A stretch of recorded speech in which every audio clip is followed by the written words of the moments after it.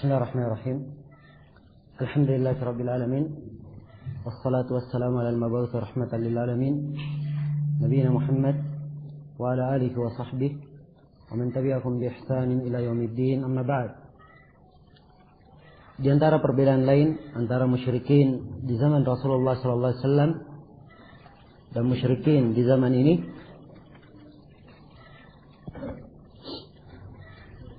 adalah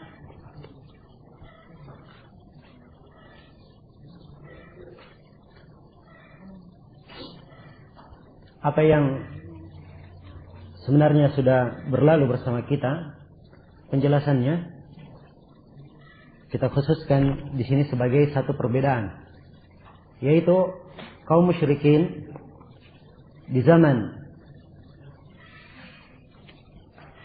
Rasulullah sallallahu alaihi wasallam, mereka mengakui tauhid rububiyah, dan kesyirikannya di mana? Di tauhid uluhiyah. Ini sekali lagi hukum kebanyakannya, walaupun ada sebagian yang menukil dari Zuhair, salah seorang penyair jahiliyah, dan dia mengingkari hari kebangkitan. Namun itu kalau dianggap hanya sekedar suatu yang jarang. Namun yang disebutkan oleh Nas bahwa kesyirikan mereka bukan di dalam rububiyat tapi dalam uluhiyah. Adapun kaum musyrikin di zaman ini, syirik mereka di dalam rububiyah dan uluhiyah. Iya. Dalam uluhiyah dan juga di dalam rububiyah. Sebagaimana yang telah kita sebutkan,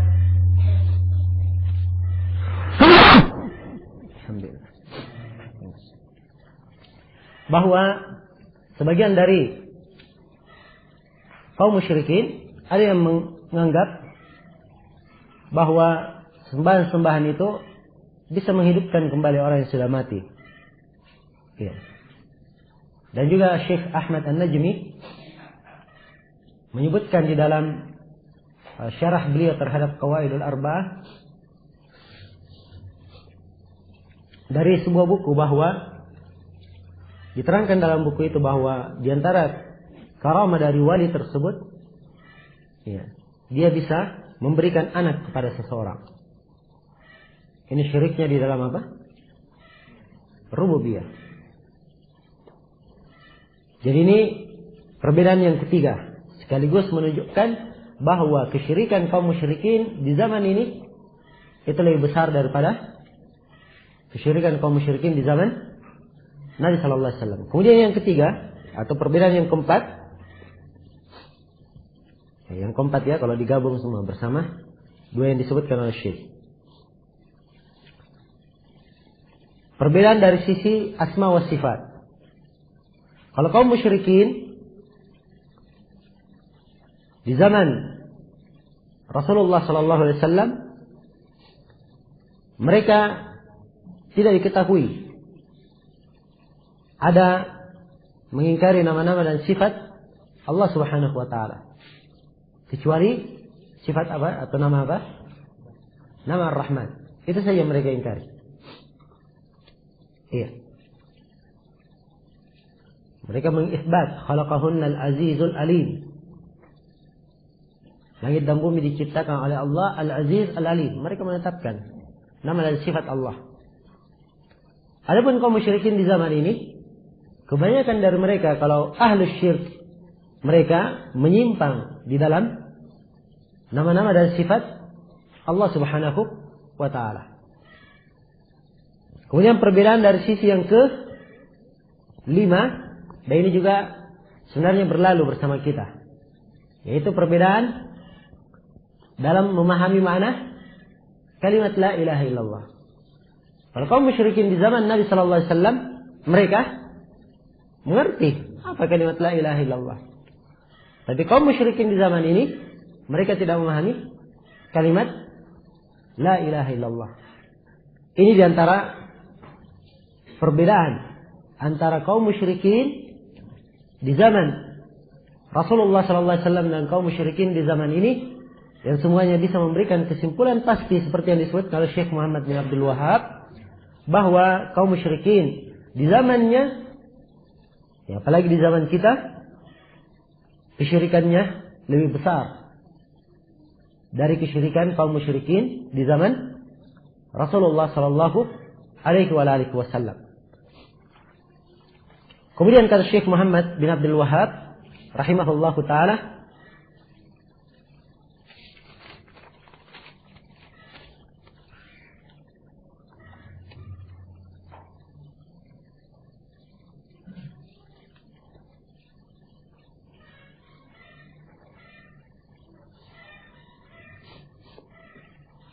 kata beliau, "Faidza tahaqqaqta anna alladziina qatalahum Rasulullah sallallahu alaihi wasallam asahhu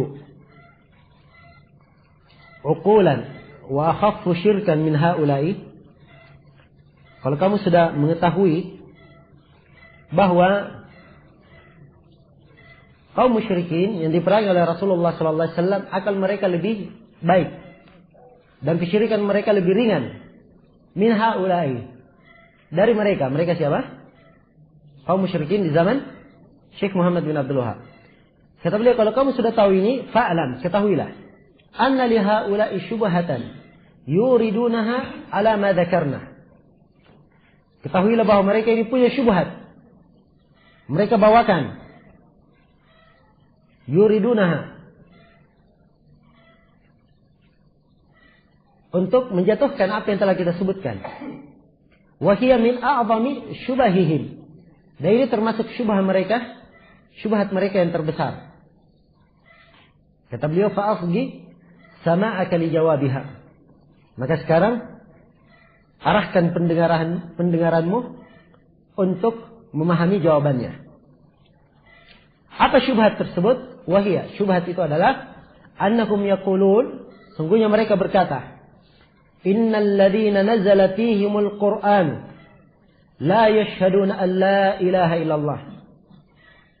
Sungguhnya orang-orang yang Al-Quran turun kepada mereka, yaitu kaum musyrikin, yang mereka Al-Quran turun kepada mereka, la yashhaduna an la ilaha illallah. Mereka tidak mengucapkan, tidak bersaksi la ilaha illallah. Wa yukadzibuna ar-rasula sallallahu alaihi wasallam. Dan mereka mendustakan Rasul sallallahu alaihi wasallam. Wa yunkiruna al-ba'ts. Dan mereka mengingkari hari kebangkitan. Wa yukadzibuna al-Qur'ana. Dan mereka mendustakan Al-Qur'an. Wa yaj'alunahu sihra. Dan mereka menjadikannya sebagai sihir. Wa nahnu, adapun kami, nashhadu an la ilaha illallah wa anna Muhammadar Rasulullah. Kami bersaksi tidak ada yang berhak disembah kecuali Allah dan Nabi Muhammad adalah Rasul Allah. Wa nusaddiqul Qur'an, kami benarkan Al-Qur'an. Wa nu'minu bil ba'ts, kami percaya hari kebangkitan. Wa nusalli wa nasum, kami salat, kami puasa. Fa kaifa taj'alunana mithla ulaik? Lantas bagaimana mungkin kalian menjadikan kami seperti dengan mereka? Iya. Ini diantara syubhat mereka. Syubhat mereka ini kesimpulannya ada dua perkara. Yang pertama, mereka tidak mengetahui apa hakikat kekafiran, kekufuran. Kemudian yang kedua,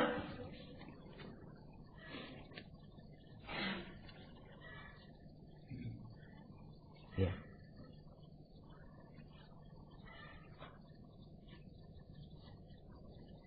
mereka meyakini bahwa orang yang mengingkari sebagian dari agama itu tidaklah dianggap kafir. Ini kesimpulan dari syubhat mereka. Sebab mereka berkata, kaum musyrikin di zaman Nabi, wajar mereka diperangi. Kenapa? Karena mereka tidak mau mengucapkan la ilaha illallah. Mereka itu mendustakan Rasul. Mereka mengingkari hari kebangkitan. Mengingkari Al-Quran. Al-Quran dianggap sihir. Wajar mereka dikafirkan. Kalau kami nggak bisa, kata mereka. Kenapa? Kami berucap la ilaha illallah. Dan Nabi Muhammad adalah Rasul Allah. Kami membenarkan Al-Quran. Kami beriman dengan hari kebangkitan. Bahkan kami salat dan kami puasa. Kenapa kami dijadikan seperti dengan mereka? Ini diantara syubhat mereka. Nah, maka kata Syekh rahimahullahu taala, fal jawabannya. Ini beliau jawab dari beberapa sisi. Ya, jawaban beliau di sini panjang. Jawaban beliau yang pertama, kata beliau, fal jawab, maka jawabannya, annahu la khilafa bainal ulama kullihim. Anna ar-rajula idza saddaqa Rasulullah sallallahu alaihi wasallam fi syai'in wa kadzdzabahu fi syai'in annahu kafirun lam yadkhul fil Islam. Kata beliau, tidak ada perbedaan pendapat di kalangan seluruh para ulama bahwa seorang lelaki apabila ia membenarkan Rasulullah pada sesuatu dan mendustakannya pada sesuatu yang lain, tidak ada perbedaan pendapat di kalangan para ulama bahwa dia kafir, belum masuk dalam Islam. Wa kadzalika man amana bi ba'dil Qur'ani wa jahada ba'dahu. Demikian pula orang yang beriman dengan sebagian Al-Qur'an dan mengingkari sebagiannya. Kaman aqarra bit tauhidi wa jahada wujub as-salati. Seperti orang yang menetapkan tauhid namun dia mengingkari wajibnya salat. Diakui. Di sini Syekh Muhammad bin Abdul Wahhab pertama memberi kaidah. Kaidah ini beliau nukil sebagai ijma', kesepakatan di kalangan para ulama. Apa kaidahnya? Siapa yang membenarkan Rasul pada sesuatu, mendustakan pada sesuatu yang lain, hukumnya apa? Kafir, keluar dari Islam. Dan ini termasuk pembatal keislaman yang disepakati oleh para ulama. Kesepakatan dinukil oleh Ibnu Abdul Bar dalam At-Tamhid. Ibnu Al-Mundhir juga menukilnya dalam Al-Awsat.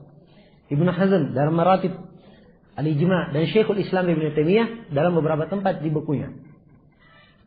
Sepakat para ulama bahwa siapa yang mengingkari sebagian dari apa yang dibawa oleh Rasul, dia benarkan sebagian yang lain, itu sama halnya dengan dia beriman dengan sebagian dari Al-Quran, mendustakan sebagian lainnya. Hukumnya apa?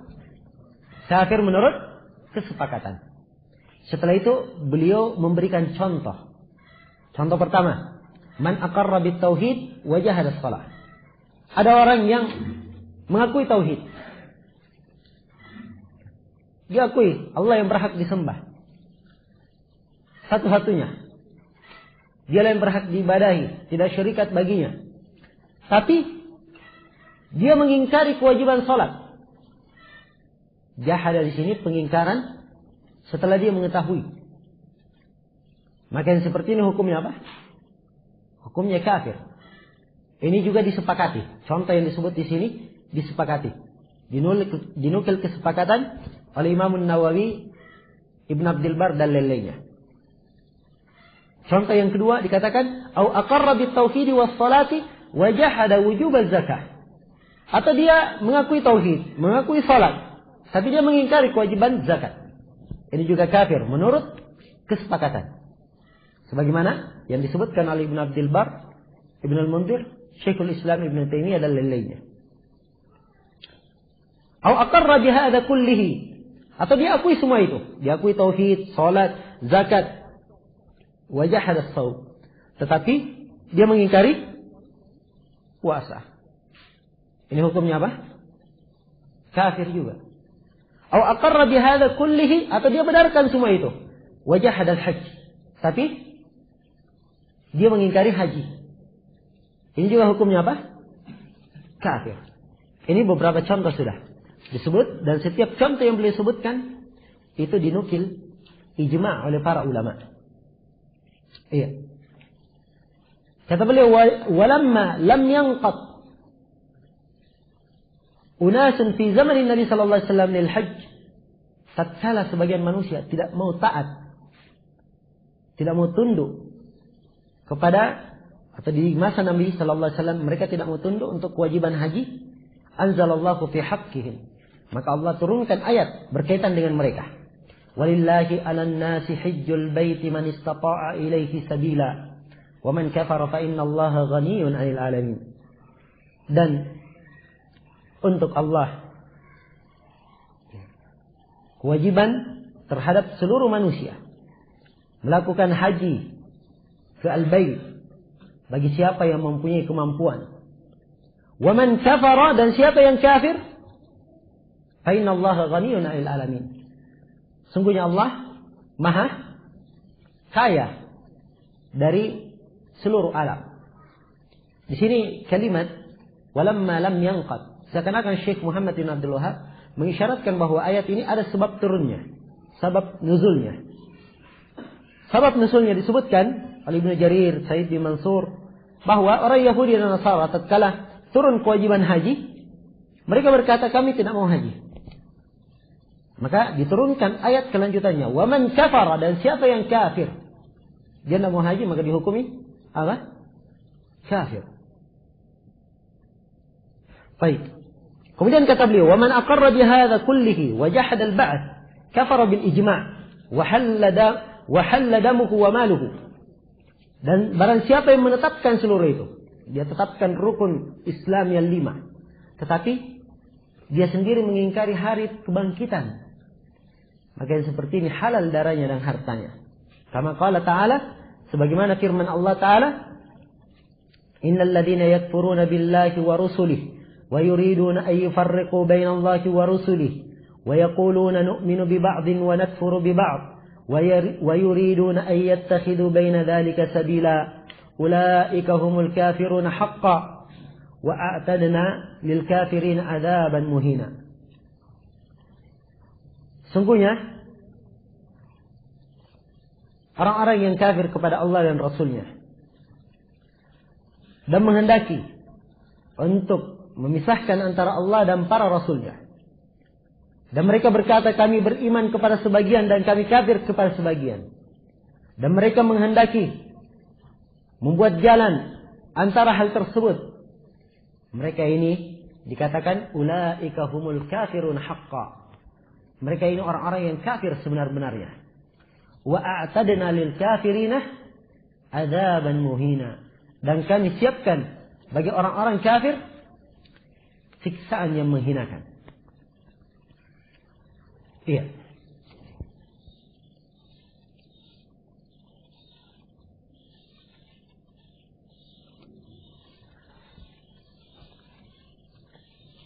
فإذا كان الله قد صرح في كتابه أن من آمن ببعض وكفر ببعض فهو الكافر حقا. Kalau Allah telah menegaskan, menjelaskan di dalam kitabnya bahwa siapa yang beriman dengan sebagian kitab, kafir dengan sebagiannya, maka dia dihukumi orang yang kafir dengan sebenar-benar kekafiran. Wa annahu yastahiqqu ma dzukir, dan dia berhak mendapatkan ancaman yang disebutkan dalam ayat tadi. Disiapkan untuknya siksaan yang sangat pedih. Kalau memang hal ini sudah ditegaskan, maka zalat hadhihi syubha. Hilallah syubhat ini. Ini jawaban pertama untuk syubhat ini. Wa hadhihi hiya allati dzakaraha ba'du ahli al-ahsa fi kitabihi alladhi arsalahu ilaina. Syubhat inilah yang disebutkan oleh sebagian penduduk Ahsa. Ahsa ini nama kota ya, nama tempat. Nah, sebagian penduduk Ahsa dalam kitabnya yang dikirim kepada kami, ya, rupanya ada orang yang membantah Syekh Muhammad bin Abdul Wahhab dalam satu buku berkaitan dengan masalah ini. Dia kirim ke Syekh. Dan Syekh Muhammad bin Abdul Wahhab sudah menjelaskan dan membantah buku tersebut.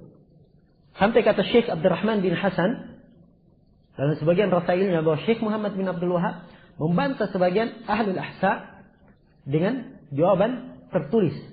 Kemudian dibaca di majelis-majelis, di masjid-masjid, bahkan dibaca di pasar-pasar. Ini tersebarnya dakwah beliau rahimahullahu taala untuk memerangi ahlul bidah dan menghancurkan kesyirikan. Ada yang berkata bahwa Ahlul Ahsa ini namanya Ahmad bin Abdul Karim. Ada yang menyebut begitu. Iya. Wallahu ta'ala alam. Ya. Sebagian para ulama yang lain menyebut bahwa risalah beliau terhadap Ahlul Ahsa itu ada beberapa rasail. Jadi ini kesimpulan jawaban pertama. Kesimpulannya bahwa orang yang mengumpulkan segala jenis kekafiran, kumpul segala jenis kekafiran, atau orang yang beriman kepada sebagian kitab dan beriman kafir terhadap sebagian kitab, ini hukumnya sama. Hukumnya tetap apa? Dikatakan dia kafir. Maka kalian mengaku bersyahadat, ya, membenarkan Quran, beriman dengan al-ba'ats, tapi kalau yang melakukan pembatal-pembatal keislaman, maka tidak bermanfaat. Apa yang kalian lakukan itu? Dipahami ini? Ini jawaban dari sisi yang pertama. Betul, kalian sholat, kalian puasa. Namun kalian berdoa kepada selain Allah, ini syirik akbar, membatalkan keislaman kalian. Kemudian jawaban dari sisi yang kedua, kata Syekh, wa yuqalu aydan, dan dikatakan juga kepadanya, in kunta tuqirru anna man saddaqa ar-rasul fi kulli shay' wa jahada wujub as-salati annahu kafirun halal ad-dam wal mal bil ijma' wa kadzalika idza aqarra bi kulli shay' illa al-ba'th wa kadzalika law jahada wujub shawm ramadan wa saddaqa bidzalika kullahu la takhtalifu al-madahib fihi wa qad nafaqa bihi al-Qur'an kama qaddamna. Kata beliau rahimahullah, dan dikatakan juga, ini jawaban kedua ya, kalau memang kamu mengakui bahwa orang yang membenarkan Rasulullah pada segala sesuatu, dia benarkan Rasul pada segala sesuatu, kemudian dia ingkari kewajiban salat, hukumnya apa? Dia benarkan Rasul pada segala sesuatu, tapi kewajiban salat dia ingkari, hukumnya apa? Kafir, halal darah dan hartanya menurut kesepakatan. Itu pasti diakui. Maka wa kadzalika idza aqarra bi kulli syai' illa al-ba'ts. Demikian pula kalau dia menetapkan segala sesuatu kecuali hari kebangkitan. Wa kadzalika law jahada wujub shaum Ramadan. Demikian pula kalau dia menentang kewajiban puasa Ramadan dan membenarkan seluruh yang lainnya, madhab para ulama tidak berselisih. Dan nas-nas dari Al-Quran juga berbunyi menunjukkan tentang kafirnya orang seperti itu, sebagaimana yang telah kami terangkan. Kalau dimaklumi muqaddimah ini, maka kata beliau, فَمَعْلُومٌ أَنَّ التَّوْحِيدَ هُوَ أَعْظَمُ فَرِيضَةٍ جَاءَ بِهَا النَّبِيُّ صلى الله عليه وسلم. Dan dimaklumi bersama bahwa tauhid itu adalah kewajiban yang paling agung yang dibawa oleh Rasulullah sallallahu alaihi wasallam, oleh Nabi sallallahu alaihi wasallam. Wa huwa a'zamu min as-salati waz-zakati was-shaumi wal-hajji. Tauhid ini lebih agung, lebih besar daripada salat, zakat, puasa dan haji. Fa kaifa idza jahada al-insanu syai'an min hadhihi al-umur kafar law amila bi kulli ma jaa'a bihi ar-rasul wa idza jahada at-tawhid alladhi huwa dinur rusul kullihim la yakfur. Subhanallah, ma'ajab hadzal jahl. Ya. Kata beliau, seorang manusia kalau dia mengingkari salah satu dari 4 rukun, dia mengingkari salat kah, atau mengingkari zakat, atau mengingkari haji, atau mengingkari puasa, apa hukumnya? Hukumnya kafir. Mereka juga hukumnya seperti itu. Hukumnya kafir. Walaupun dia beramal dengan seluruh yang dibawa oleh Rasul, mereka katakan kafir. Terus, kalau ini dilakukan, salat dia ingkari dianggap kafir, puasa dia ingkari dianggap kafir. Kenapa begitu tauhid diingkari tidak dianggap kafir? Kan aneh ya. Nah, keanehannya dari 2 sisi. Sisi yang pertama, iya, salat, puasa, zakat, haji, ini kedudukannya lebih rendah daripada tauhid. Tauhid lebih agung dan lebih besar. Kan aneh ya. Kalau yang kecil, yang lebih rendah, Kalau ditinggalkan kafir, yang lebih besar tidak kafir. Ya kan? Aneh kan? Ini keanehan dari sisi pertama. Kemudian keanehan dari sisi yang kedua, kewajiban salat, zakat, puasa, haji, ini siapa yang bawa? Rasulullah SAW, satu saja, Nabi Muhammad. Syariat untuk kita. Tapi at-tauhid yang merupakan agama seluruh para rasul, diingkari, tidak kafir. Atau dilanggar, tidak kafir. Kan aneh, iya. Karena itu kata beliau, subhanallah. Ma suci Allah, ma ajaba hadal ajal. Ma ajaba hadal jahal. Betapa menakjubkannya kejahilan ini.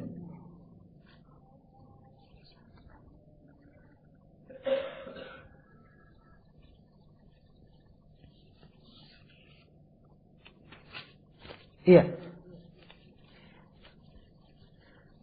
Kemudian kata beliau rahimahullah ta'ala,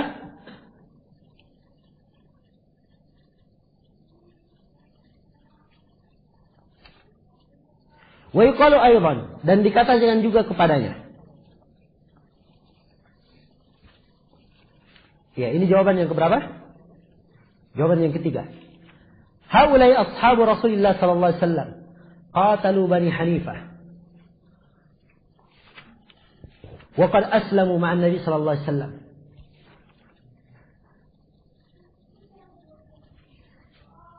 Dikatakan juga kepada mereka bahwa para sahabat Rasulullah memerangi Bani Hanifah. Dan mereka dulu sudah pernah berislam bersama Nabi. Wa hum yashhaduna an la ilaha illallah wa anna Muhammadar Rasulullah wa yu'adzinuna wa yusallun. Mereka itu mengucapkan syahadat la ilaha illallah, Muhammad Rasul Allah. Mereka mengumandangkan azan, mereka salat. Toh diperangi juga oleh siapa? Para sahabat. Ya, kalau mereka katakan, loh, fa in qala innakum yaquluna Musailamah nabi, kalau mereka berkata, kan Bani Hanifah kan mereka berkeyakinan bahwa Musailamah adalah nabi. Mereka punya nabi selain Nabi Muhammad. Ya. Fakul, maka katakan padanya, nah inilah yang kita inginkan. Iya kan? Sekarang mereka juga seperti itu. Salat, ya. Mereka bersaksi la ilaha illallah Muhammadar Rasulullah, mengumandangkan adzan. Ini amalan sama kalian lakukan. Kalau mereka katakan, enggak, mereka itu kafir karena mengatakan Musailamah itu nabi. Apa bedanya dengan orang yang melakukan itu semua dan dia berbuat kesyirikan kepada Allah? Kan sama-sama pembatal keislaman. Perbuatan kesyirikan kepada Allah membatalkan keislaman, syirik akbar, dan mengatakan ada nabi setelah Nabi Muhammad SAW, hukumnya apa? Syirik akbar juga. Kalian kafirkan. Kalau begitu sama, apa bedanya? Iya. Kata beliau, "Idza kana man rafa'a rajulan ila rutbatin nabi kafar wa halla maluhu wa damuhu wa lam tanfa'hu asy-syahadatan wa la as-salatu, fa kaifa biman rafa'a Syamsan aw Yusuf أو صحابيا أو نبيا إلى مرتبة جبار السماوات والأرض. سبحان الله ما أعظم شأنه كذلك يطبع الله على قلوب الذين لا يعلمون. Ya. Perhatikan di sini diqqah fikih Syekh Muhammad bin Abdul Wahab. Sekarang kan kalian mengatakan Musailamah itu, orang yang mengatakan Musailamah nabi hukumnya apa? Kafir. Musailamah ini mengatakan Musailamah nabi hukumnya kafir. Padahal Musailamah hanya diangkat kedudukannya sama dengan nabi. Kalian kafirkan. Sekarang, iya, orang yang mengangkat Syamsan. Ya, Syamsan ini termasuk nama-nama orang-orang yang diagungkan. Yang banyak manusia di masa Syekh Muhammad bin Abdul Wahab itu melakukan kesyirikan padanya. Syamsan, Yusuf. Ya, ini dua nama pada masa itu. Ya sama kalau di masa kita ini misalnya. Ya, Syekh Yusuf ya. Syekh Yusuf. Ya, ini bukan Syekh Yusuf yang disebut di sini. Syekh Muhammad bin Abdul Wahab ya. Yang lagi. Ya. Dilihatlah di berbagai negara. Ya, kalau di Mesir misalnya Badawi, ya, kalau di Yaman Al-Hadi, di Aden Aidarus, ya macam-macam. Ya, kan sama. Ya, sekarang perhatikan tanakutnya mereka. Musailamah, orang yang mengangkat Musailamah sebagai nabi, karena Musailamah diangkat kedudukannya setingkat dengan Nabi Sallallahu Alaihi Wasallam, dihukumi apa oleh mereka? Kafir, halal darahnya dan hartanya. Syahadatnya tidak bermanfaat, salatnya tidak bermanfaat. Tapi yang mengangkat Syamshan, Yusuf atau sahabi atau nabi diangkat kepada kedudukan Allah Subhanahu wa taala, Jabbar samawati wal ard, dianggap tidak kafir. Kan aneh ya. Ya. Karena itu kata Syekh rahimahullahu taala, subhanallah, ma a'zama sya'nahu. Ya, betapa besarnya perkara jahilnya mereka ini. Kadzalika yatba'ullahu ala qulubil ladzina la ya'lamun. Demikianlah Allah mengunci hati orang-orang yang tidak mengetahui. Tapi itu jawaban dari sisi yang ke berapa? 3. Kemudian yang keempat, kata beliau rahimahullah, wa yuqalu aydan, dan dikatakan juga, alladzina harraqahum Ali ibnu Abi Talib radhiyallahu anhu bin nar, kulluhum yad'un al-Islam. Orang yang dibakar oleh Ali bin Abi Talib radhiyallahu taala an,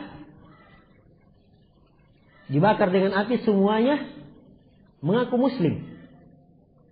Wa hum min ashabi Ali, dan mereka dari teman-temannya Ali, maksudnya berada di sekitarnya dan mengagungkan Ali.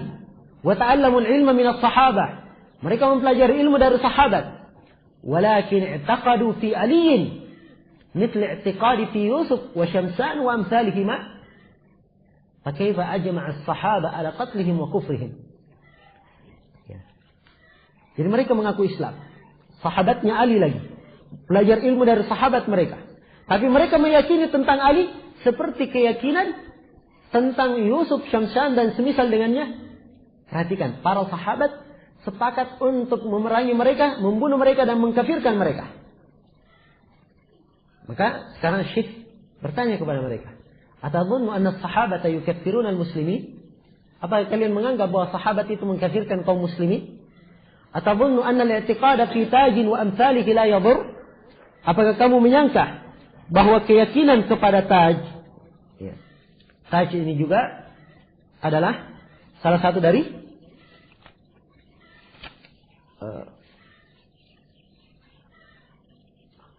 yang disembah di kalangan mereka. Ya. Dan disebutkan bahwa Taj di masa itu adalah seorang lelaki dari negeri Yamamah. Dan dia berada di Qatin Al-Kharaj, dekat dari kota Riyadh. Ya. Demikian. Ini Taj. Apakah kamu menyangka bahwa keyakinan rusak pada Taj dan yang semisal dengannya tidak berbahaya? Berkeyakinan pada Ali bin Abi Talib berbahaya? Ya kan? Sini perhatikan. Ya, kalau ingin dilihat keutamaan, siapa yang lebih utama? Ali bin Abi Talib atau orang-orang yang disebut itu tadi? Yusuf, Syamshan, Taj. Siapa yang lebih utama? Ali bin Abi Talib. Ini ada orang yang berkeyakinan tentang Ali bin Abi Talib, keyakinan yang batil, syirik. Para sahabat sepakat untuk membunuh mereka dan mengkafirkan mereka. Terus orang yang berkeyakinan pada Yusuf, Syamshan, Taj dan yang semisal dengannya tidak bermasalah. Kan aneh ya. Ini jawaban yang ke-4. Kemudian jawaban yang ke-5. Kata Syekh rahimahullahu taala, wa yuqalu aydan, dan dikatakan juga, Banu Ubaid al-Qaddah الذين ملكوا المغرب ومصر في زمن بني العباس كلهم يشهدون أن لا إله إلا الله وأن محمد رسول الله ويدعون الإسلام ويصلون الجمعة والجماعة فلما أظهروا مخالفة الشريعة في أشياء دون ما نحن فيه أجمع العلماء على كفرهم وقتالهم وأن بلادهم بلاد حرب وغزاهم المسلمون حتى استنقذوا ما بأيديهم من بلدان المسلمين. Ini jawaban dari sisi yang kelima. Tentang Bani Ubaid. Ya. Tentang Bani Ubaid ya.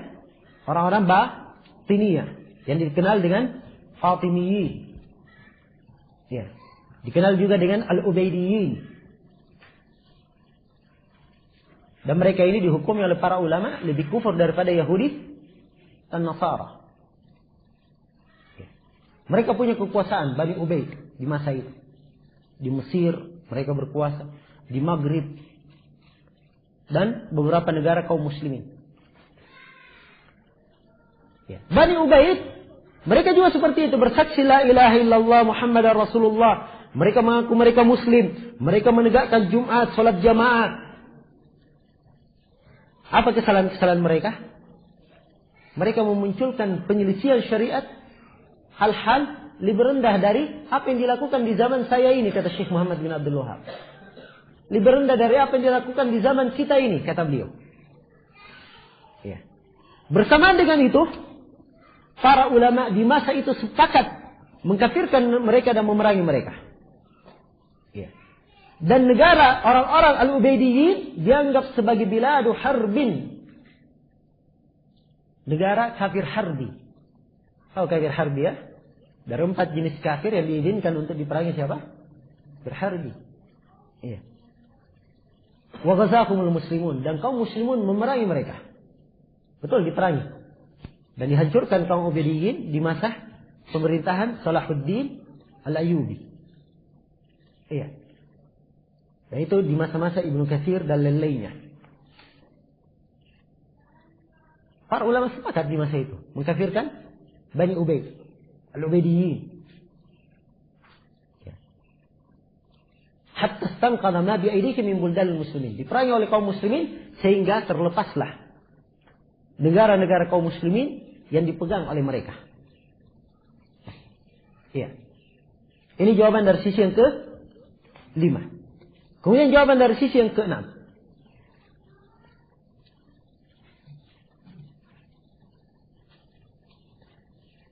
Nah, tapi di sini ada catatan sedikit dari apa yang disebutkan oleh Syekh. Jadi Syekh di sini seakan-akan menyebutkan bahwa orang-orang Al-Ubaidiyin itu semuanya bersaksi la ilaha illallah Muhammadar Rasulullah, mengaku Islam, Jumat dan jamaah.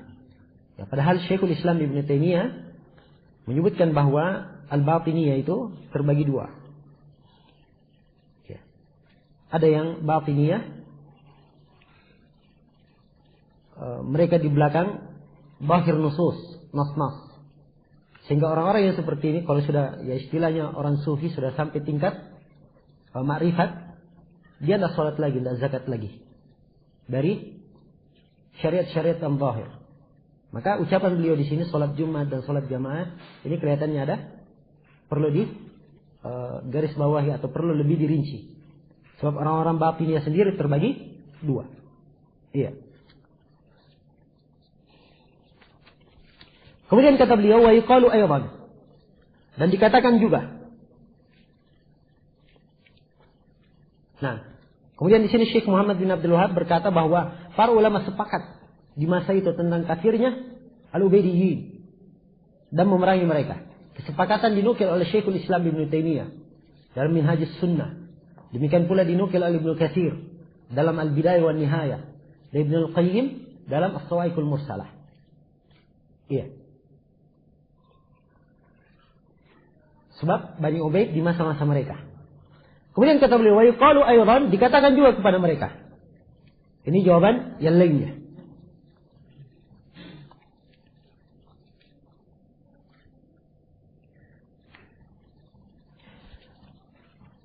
إذا كان الأولون لم يكفروا إلا لأنهم جمعوا بين الشرك وتكذيب الرسول والقرآن وإنكار البعث وغير ذلك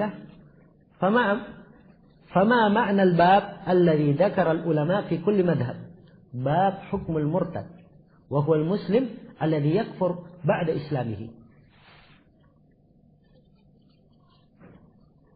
Kalau orang-orang yang awal itu tidak akan kufur, nah, kecuali kalau mereka mengumpulkan antara kesyirikan dan mendustakan Rasul, mendustakan Quran dan mengingkari al-ba'ats, semisal dengan itu. Ya, jadi syubhat ini seakan-akan kafir itu kalau dustakan Rasul, dustakan Quran, mengingkari al-ba'ats, selain dari itu. Atau yang semisal dengan itu. Kalau memang kekafiran cuma itu, berlaku kesyirikan, berdoa kepada, tawassul kepada orang-orang yang salih, ya, itu tidak dianggap kesyirikan, maka apa makna bab yang disebutkan oleh para ulama pada setiap mazhab, bab hukmul murtad, bab hukum orang yang murtad. Wa huwal muslim alladhi yakfur ba'da islami, yaitu dia adalah muslim yang kafir setelah Islamnya. Apa makna bab ini? Tsumma dzakaru anwa'an katsira. Kemudian di bab murtad ini para ulama menyebutkan jenis-jenis, ya, kemurtadan yang banyak. Kullu naw'in minha yakfur wa yahillu damur rajuli wa maluhu. Setiap perkara darinya menyebabkan seorang itu dikafirkan dan darah seseorang serta hartanya dihalalkan karenanya. Hatta innakum dzakaru asya'a yasira inna man fa'alaha.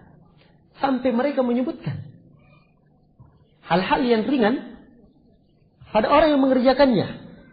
Misal kalimatin yadhkuruha bi lisanihi duna qalbihi. Atau kalimatin yadhkuruha ala wajhil mizah wal la'ab. Seperti kalimat yang disebutkan dengan lisannya, tidak dengan hatinya. Atau kalimat yang hanya disebutkan dengan bercanda dan bersenda gurau saja. Iya. Dipahami?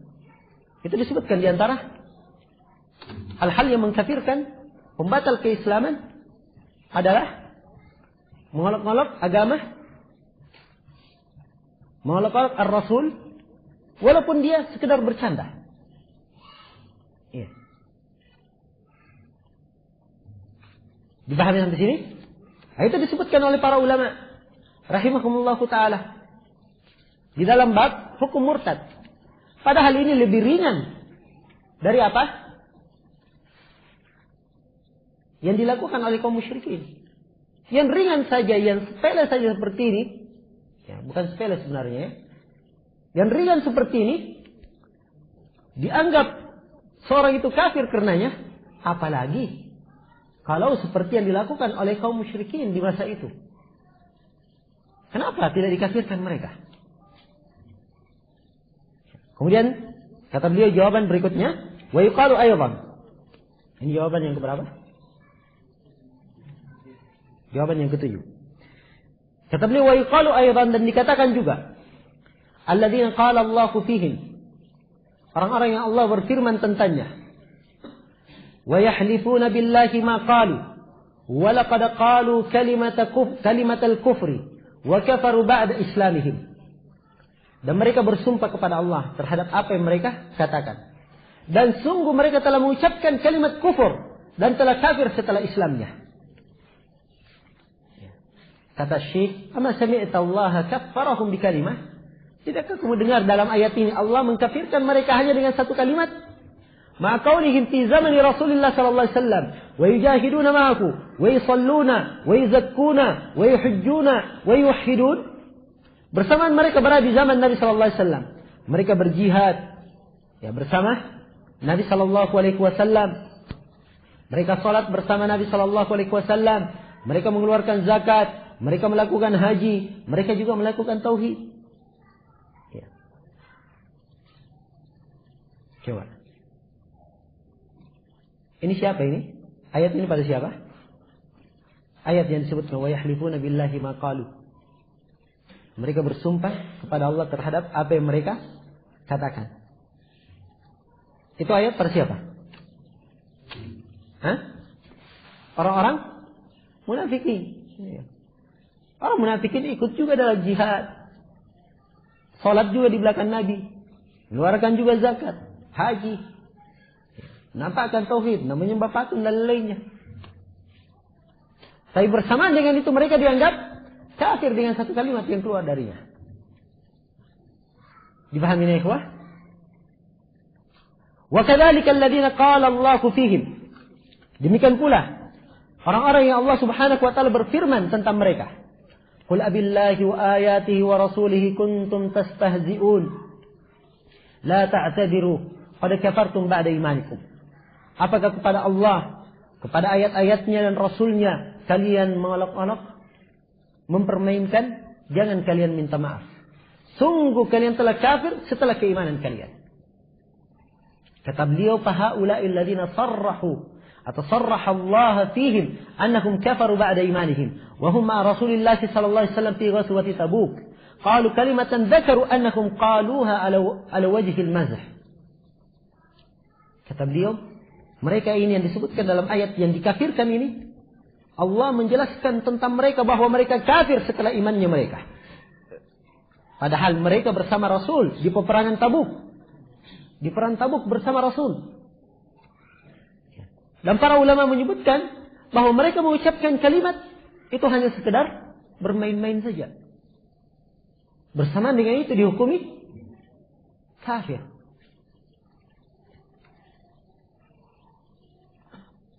Kata beliau, fata'ammal hadhihi syubhah.